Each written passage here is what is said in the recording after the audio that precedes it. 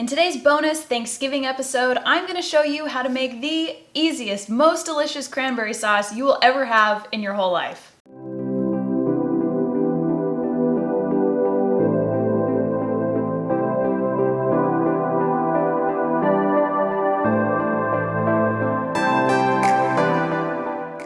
Okay, I know you guys voted for the freezer roll recipe, which I gave you, but this is how much confidence I have in this cranberry sauce recipe, that you need it at your Thanksgiving or Christmas coming up real soon.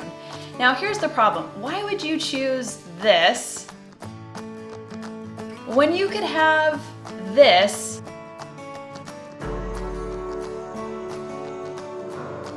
and it really doesn't take a lot of time? See, I used to think cranberry sauce just was really hard to make, or to be honest, I'd had some that really didn't taste that great. But since I found this recipe, I never go a Thanksgiving or Christmas without it. So in today's episode, I'm gonna show you how to make the world's easiest, best tasting cranberry sauce, but I'm also gonna show you how you can repurpose that cranberry sauce to make amazing turkey cranberry sliders after Thanksgiving. Now for this recipe, all you're going to need is 1 bag of cranberries, 1 orange, 1 cinnamon stick, and some sugar. Now first you're gonna get out your pan, and if you don't wanna use a pan and actually you wanna save some time, you can use a skillet, the kind that has the flat edges. That's actually what I'm gonna use because that always gets boiling faster and saves time in the kitchen. Then just add in all of the ingredients, the cranberries, the sugar, put some zest in there from your orange juice, and your cinnamon stick, and give it a good stir.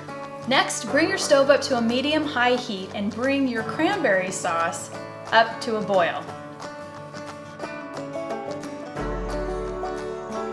Now it's going to take about 10 minutes to complete this sauce, and a few minutes into it you're going to start hearing the cranberries pop, and when you hear that you want to just take your spatula or a flat spoon and try and smash them a little bit into the sauce.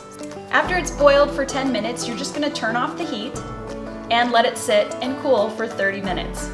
After those 30 minutes are up, if you think it's too thick, just go ahead and add in a little bit of water. One of the greatest things about this recipe is that cranberries are full of pectin. It's the ingredient that makes jellies and jams get that jelly jam consistency. And because it's so high in it, you don't have to add anything to the sauce. It creates its own great consistency. Then just store it in your fridge until you are ready to use it. Now when Thanksgiving's over, let me show you how you can turn that cranberry sauce into cranberry mayo to make excellent sandwiches. All you're gonna do is add the cranberry sauce in with the mayonnaise, and a good rule of thumb is a 1-to-1 ratio. So if you use a half cup of cranberry sauce, you're gonna use a half cup of mayo, stir it together in a bowl, and then make your sliders. Of course, if you have any leftover rolls, that is the perfect way to go.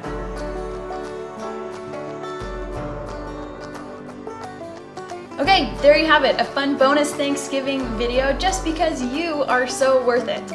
Now, make sure you like and subscribe if you're into outsmarting dinner, which should be all of us, and have a very happy Thanksgiving.